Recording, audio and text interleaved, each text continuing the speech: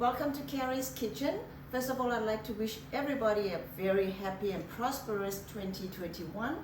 So the purpose of this video is today I'm going to show you how to make my curried oxtail. I get so many requests from family members, friends and acquaintances, so I thought I'd just make a little video to walk you through and see maybe you could follow along and you could try how to make the oxtails. Okay, for this recipe, what you're going to need is a pressure cooker for the stovetop. It could be an electric one if you have one.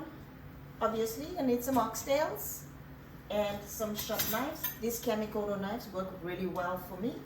So let's get to it, guys. I hope you enjoy my video.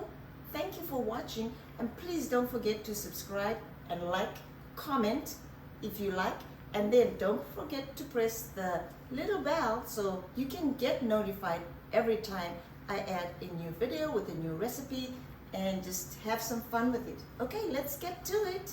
Thank you for watching again.